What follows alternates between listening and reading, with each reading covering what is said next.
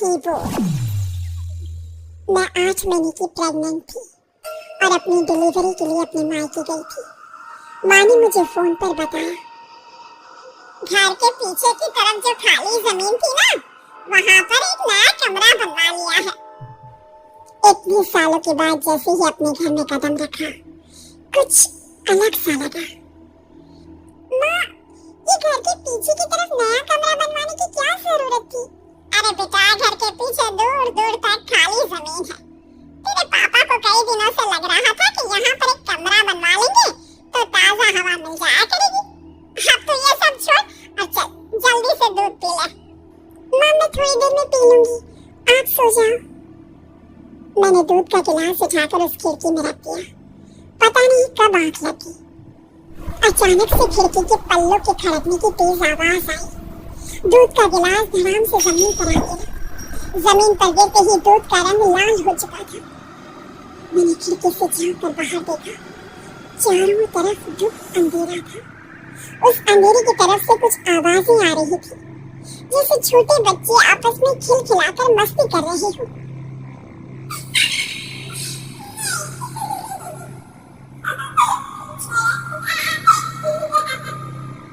इतनी रात को इतने घनघोर अंधेरे में बच्चों की आवाज कैसे आ रही है? घड़ी में वक्त देखा तो ठीक 12 बजे थे। देखकर मैं सन्न रह गई। बुरी आत्मा और भूतों की कई कहानियां मैं सुन चुकी थी। वक्त भी कुछ ऐसा ही था। ऊपर से मैं प्रेग्नेंट। सुना था कि ऐसे वक्त में अक्सर बुरी आत्माएं औरतों का पीछा करती हैं। तो क्या मेरे पीछे भी? पसीने से तरबतर बड़ी मुश्किल से, जैसे कांपते हाथों से मैंने उस खिड़की को बंद किया। जल्दी से जल्दी उस कमरे से बाहर निकलकर माँ के पास जाने के बारे में सोचा, लेकिन जैसे ही दरवाजे की तरफ पलटी, लगा कोई साया हवा की स्पीड से दरवाजे के सामने से गुजर गया। मेरे गले में अटक कर रह गई। मैं जोर से चीख कर माँ को बुलाना चाहती थी, लेकिन वो आवाज खुद मेरे कानों तक नहीं पहुँच पा रही थी। तो माँ तक कैसे पहुँच गई? खिड़की के पल्ले एक बार फिर तेज हवा के झटके से धड़ाम करके खुले और पूरी ताकत से मैं चीख पड़ी। जानती थी मेरी चीख की आवाज सुनकर कुछ ही सेकंड में माँ वहाँ पहुँच जाएगी, लेकिन ऐसा कुछ हुआ ही नहीं। मेरा कलेजा डर के मारे फटा जा रहा था। आखिर माँ ने मेरी आवाज क्यों नहीं सुनी? इतनी गहरी नींद में तो माँ कभी नहीं सोती। ठीक पीछे खुली हुई वो खिड़की। मुझ में इतनी ताकत नहीं बची थी कि मैं पलटकर उस तरफ देख भी सकूं। हवा का एक सनसनाता हुआ झोंका उसी वक्त मेरे कानों से आकर टकराया। लगा जैसे किसी ने दबी हुई आवाज में धीरे से मुझसे कहा, मैंने दोनों हाथ अपने कानों पर रख लिए और एक बार फिर ताकत लगाकर जोर से चीखने की कोशिश की।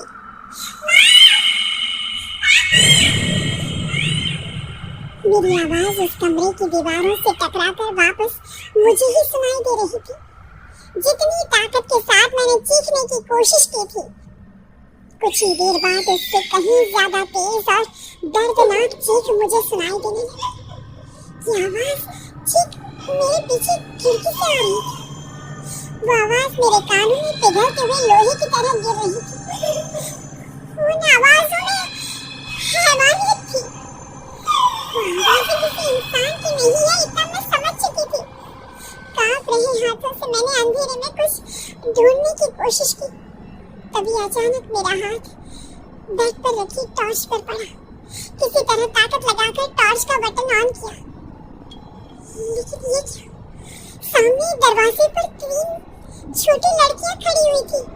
उनके हाथ में स्टील के चमचमाते हुए चाकू थे। मैं घबराकर लड़खड़ाई और पीछे की तरफ हटी, लेकिन तब तक वो मेरे पास आ चुकी थी। उनकी गर्दन टेढ़ी थी और उनके हाथों के वो चाकू मेरे पेट को निशाना बनाने को तैयार। मैं जोर से चीखी,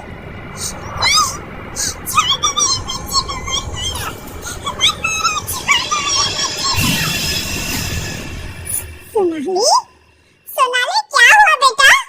तू इतनी डरी हुई क्यों है? उठ बेटा, क्या हुआ?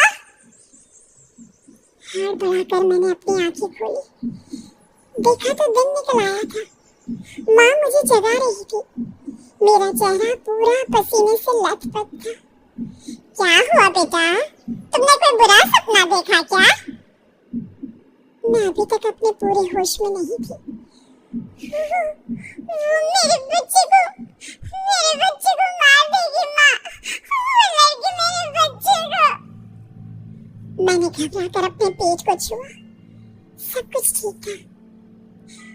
और वो दूध जो रात को यहाँ पर गिर गया था, उसका रंग लाल हो गया था। माँ ने हंसते हुए दूध का गिलास मुझे दिखाया। तुमने दूध पिया ही नहीं, पूरा का पूरा ऐसे ही रखा हुआ है। तुमसे कहा था ना सोनाली, सेहत के लिए लापरवाही ठीक नहीं बेटा। लेकिन मैंने तो